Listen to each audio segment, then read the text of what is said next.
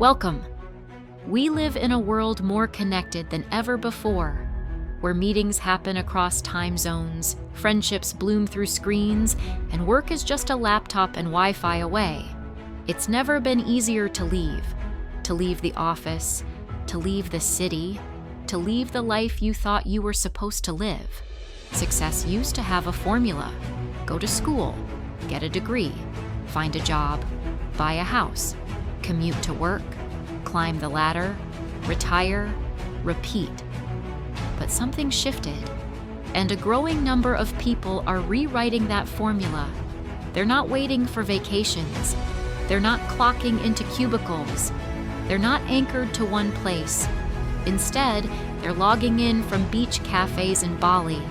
They're building businesses from camper vans in Portugal. They're joining video calls from mountaintops in Peru. They're called digital nomads, part of a movement that blends work, freedom, and travel. To some, it looks like a dream. To others, it feels like running. But what's the truth behind the filtered photos and curated posts? Are they happy? Are they lonely? Are they fulfilled or just floating? This is the real story of escape, of discovery, of digital nomads and disconnected souls. Chapter 1. The Departure. Lena was 29, living in Chicago, a marketing manager with a steady job, a nice apartment, and a life that on paper looked good. But something felt wrong. She often stared out the window during meetings, wondering if this was really all there was. Tweak an ad, push a campaign, wait for the weekend. Then one day, during lunch at her desk, she asked herself, "Is this it?" 2 weeks later, she gave her notice. She sold most of her belongings, ended her lease, and booked a one-way ticket to Lisbon. The first few months were euphoric. Pastel-colored buildings, fresh pastries, ocean air. She took on freelance gigs just to stay afloat. Every day was new, every city an adventure. Her social media filled with sunsets and local markets. But behind the pictures, something deeper was unfolding. She realized that changing her environment didn't automatically change her. She was still carrying the same anxieties, the same insecurities. Every time a place began to feel familiar, routine, she moved on. Most conversations with fellow travelers were surface level. Where are you from? Where are you going next? Rarely anything more. I was constantly surrounded by people, she said, but I'd never felt so alone. Chapter 2. The Unraveling. Deshaun had made it. He was 36, a vice president at a hedge fund in Manhattan. The apartment, the suits, the bonuses. He had it all. Until one day, he couldn't breathe during a boardroom meeting. Panic set in.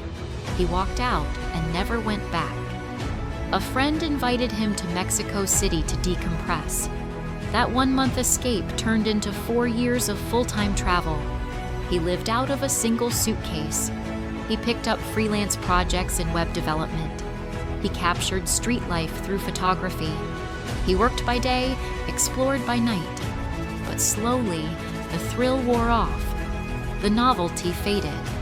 Every airport started to look the same. I stopped knowing what day it was, not because I was relaxed, but because everything started to blur. He experimented with co-living spaces, digital retreats, and meditation apps, but none of it clicked until he slowed down, truly slowed down. He started journaling, taking walks without direction, sitting in silence. It was in that stillness that he found what he had really been searching for: peace. Not adrenaline, not excitement, just peace. He now lives in Chiang Mai. He works part-time, meditates daily, and prioritizes time with family.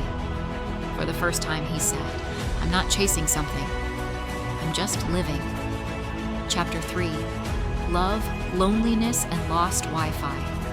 Talia, 32, left Berlin to travel for a year. 7 years later, she was still on the road. She met lovers in Sri Lanka, Croatia, and Morocco. None of the relationships lasted longer than a few months. Each time, someone was always leaving.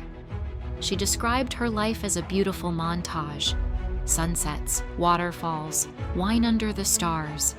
In co-working spaces, she met dozens of people, but the conversations rarely moved past productivity hacks and flight routes.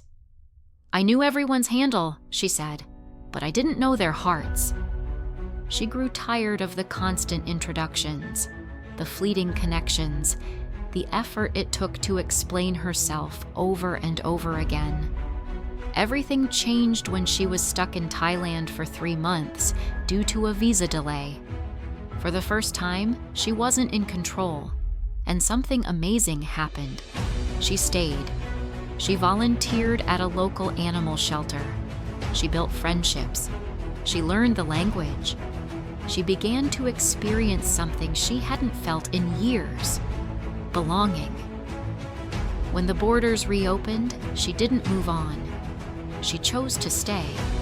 She found a version of herself she had been too busy to meet. Chapter 4: The Myth of Freedom. Freedom is the cornerstone of the digital nomad dream. Freedom from office politics, from leases, from societal expectations. But freedom comes with its own kind of weight. Luis, 40, had been traveling for 6 years. He ran a remote marketing agency. He could work from anywhere, but somewhere along the way, the freedom started to feel like drifting.